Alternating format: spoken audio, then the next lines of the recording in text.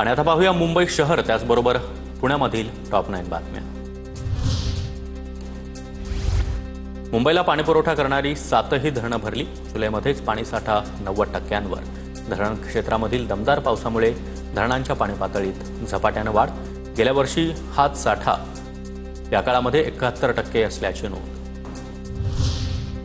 पुण्यातल्या जंगली महाराज रस्त्यावर मोठ्या प्रमाणात वाहतूक कोंडीचा पादचारी नागरिकांना मोठा फटका।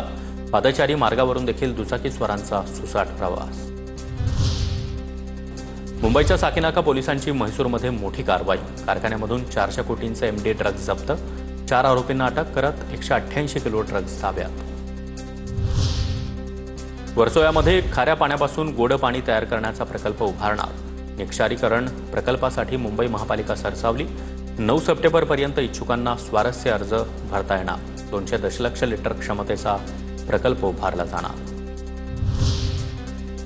मुंबई विद्यापीठाच्या सर्वच विभागांना स्वायत्तता मिळणार। प्रस्ताव राज्यपालांकडे मंजुरीसाठी पाठवणार। रविवारी पार पडलेल्या सेनेट बैठकीमध्ये प्रस्ताव मंजूर। प्रत्येक विभाग स्वतंत्रपणे अभ्यासक्रम रचना त्याचबरोबर शुल्क याबाबत निर्णय घेऊ शकणार। पुणे महापालिकेतर्फे जनावरांचं लसीकरण बंधनकारक। लंपी आजाराच्या पार्श्वभूमीवर खबरदारीचा उपाय म्हणून निर्णय। लसीकरण केलं नाही तर जनावरांची वाहतूक परवानगीशिवाय करता येणार नाही। पुणे शहरामध्ये अतिसाराचे रुग्ण वाढले। जूनमध्ये 1200 रुग्णांची नोंद। पडलेला पाऊस, दूषित पाणी स्त्रोत, अस्वच्छ आणि उघड्यावरील खाद्यपदार्थ यामुळे रुग्ण वाढल्याची माहिती। जानेवारी ते जून या 6 महिन्यात 5500 रुग्ण आढळले।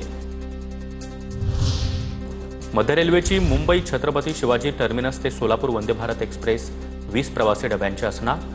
4 डबे वाढवण्यास रेल्वे बोर्डाची परवानगी। दौंड कुर्डवाडी सोलापूरच्या प्रवाशांना दिलासा।